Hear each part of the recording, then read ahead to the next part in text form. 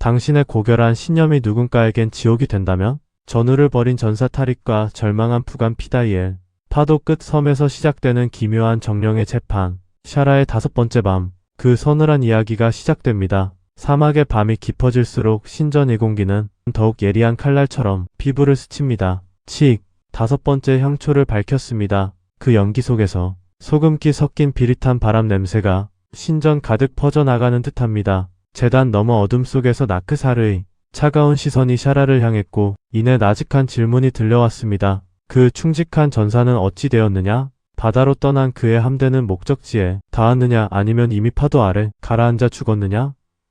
샤라는 조용히 고개를 숙여 존재의 압박을 받아들이며 대답했습니다. 나크사르여, 감정보다 신념이 먼저 움직이는 인간은 때로 그 고결함 때문에 가장 무서운 선택을 하기도 합니다. 오늘 밤은 성스러운 인물을 위해 인간을 무게추처럼 내던진 전사 타릭과 그의 그림자였던 푸간 피다이엘 두 사람이 마주한 심판의 섬에 대해 들려드리겠습니다. 전사 타릭은 충직하고 올곧은 인물이었습니다. 그는 위협받는 것보다 자신의 명예가 실추되는 수치를 더 두려워했고 술탄과 맺은 약속은 자신의 목숨보다 무거운 원칙이었습니다. 불사의 약을 정제할 귀한 채로인 꽃과 흙들을 실은 배들은 참으로 웅장했습니다. 배마다 가득 실린 꽃과 흙들은 바다 위에서도 기이한 향기를 내뿜었고 그 화려함은 마치 바다 위에 뜬 거대한 화원 같았습니다. 그러나 출항한 지 사흘째 되는 밤, 화원 같던 함대를 향해 바다는 분노한 거인처럼 몸부림치기 시작했습니다. 칠흑 같은 폭풍우 속에서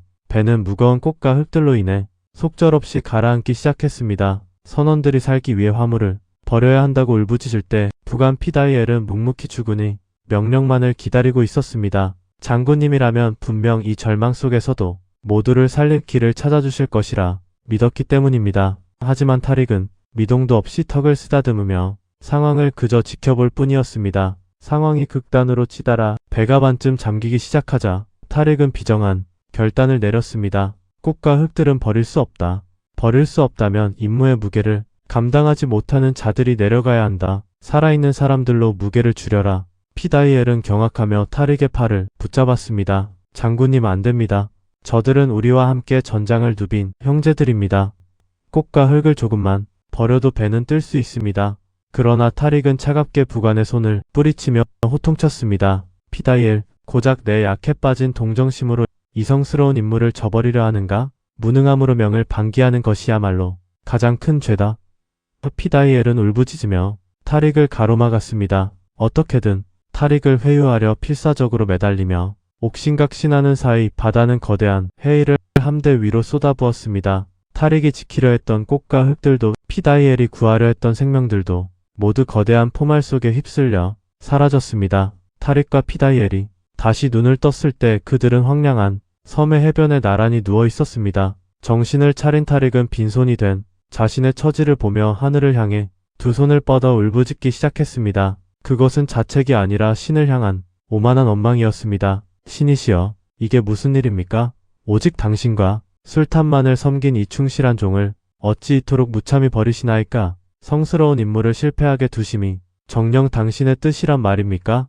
그 처절한 기도 소리에 정신이 든 피다이엘은 원망 가득한 눈초리로 한동안 타릭을 바라보았습니다. 수많은 전장을 함께 누비며 존경에 마지 않았던 주군이 고작 지키지도 못한 흙더미를 위해 신에게 따져 묻는 광경은 피다이엘의 가슴을 난도질했습니다. 신을 원망하지 마십시오. 이 실패는 당신이 자초한 겁니다. 꽃과 흙더미를 버렸다면 우리 전우들의 목숨이라도 건졌을 것 아닙니까?